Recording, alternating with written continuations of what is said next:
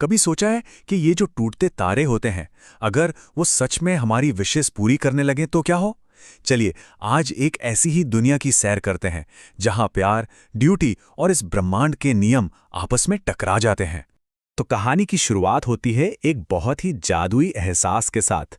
हमारी हीरोइन का मानना है कि टूटते तारे बनकर लोगों की इच्छाएं पूरी करना, उनके सपनों को सच करना, इससे बेहतर काम तो पूरे यूनिवर्स में कोई हो ही नहीं सकता।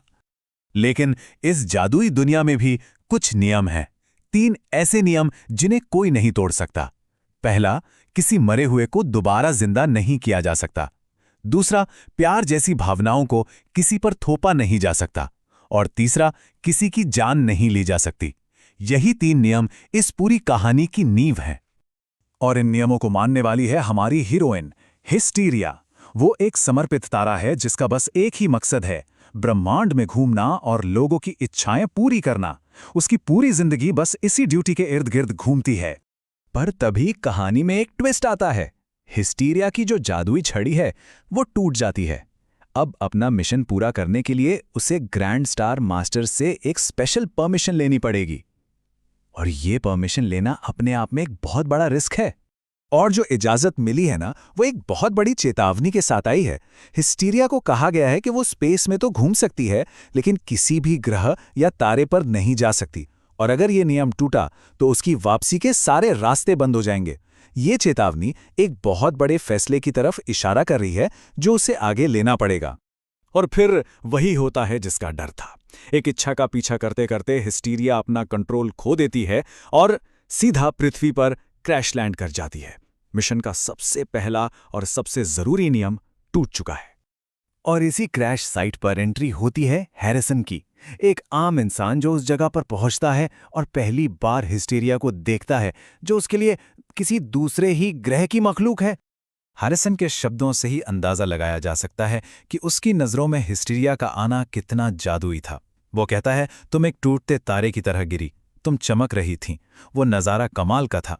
तो अब सिचुएशन ये है कि हिस्टीरिया एक अनजान ग्रह पर फंस चुकी है।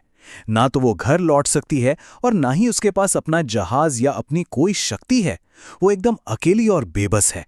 तो अब यहां से शुरू होता है कहानी का सबसे दिलचस्प हिस्सा। हिस्टीरिया और उसके ह्यूमन गाइड हैरिसन के बीच एक रिश्ता बनता है। यहां 2 अलग अलग दुनियाएं टकरा रही हैं और कुछ बिल्कुल नया सामने आ रहा है। ये जो कंट्रास्ट है ना, यही कमाल का है। एक तरफ हिस्टीरिया की दुनिया है जहां ब्रह्मांड की यात्रा होती है, इच्छाएं पूरी की जाती हैं और पैसे जैसी कोई चीज है ही नहीं। दूसरी तरफ है हैरिसन की दुनिया, जहां लोग कार चलाते हैं, पैसे इस्तेमाल करते हैं और समझते हैं कि दुख जिंदगी का एक हिस्सा है। हिस्टीरिया के लिए ये सब एक कल्चरल शॉक जैसा है। और यही वो पल है जब हैरिसन हिस्टीरिया की सच्चाई और उसके दिल की अच्छाई को देखकर उसकी मदद करने का फैसला करता है। वो उस इंसान को ढूंढने में मदद करने की पेशकश करता है जिसकी इच्छा के चक्कर में ये सब हुआ। तो अब हिस्टीरिया का एक नया सफर शुरू होता है, इंसानियत को समझने का सफर। वो पहली बार पृथ्वी के तौर तरीके, इसकी खूबसूरती और यहाँ के लोगों के गहरे दुख और दर्द को महसूस करना सीखती है। अब आते हैं कहानी की असली चुनौती पर। हिस्टीरिया को आर्थर नाम के एक दुखी आदमी की इच्छा पूरी करनी है, और वो भी बिना अपनी किसी शक्ति के। ये मिशन अब लगभग नामुमकिन सा लग रहा है। और पता है वो इच्छा क्या थी जिसके कारण ये सारा हंगामा हुआ? वो बहुत ही सीधी साधी, दिल को छू लेने वाली इच्छा थी। आर्थर नाम का एक आदमी अपने खोए हुए कुत्ते प्रैक्टिकल को बहुत बुरी तरह से याद कर रहा था। तो अब हिस्टीरिया के सामने एक पहेली है। वो जानती है कि कॉस्मिक रूल के हिसाब से वो मरे हुए कुत्ते को वापस नहीं ला सकती। तो वो क्या करती है? वो अतीत को बदलने की कोशिश करने के बजाय आर्थर के दर्द को कम करने का फैसला करती है। वो उसे एक नया साथी देती है ताकि उसका टूटा हुआ दिल फिर से जुड़ सके। और उसका ये तरीका काम कर गया। आर्थर की खुशी से साफ पता चलता है कि हिस्टीरिया का मिशन कामयाब रहा। उसकी हमदर्दी ने बिना किसी जादू के सच में किसी की जिंदगी बदल दी। मिशन तो पूरा हो गया, लेकिन अब आता है असली इमोशनल क्लाइमैक्स।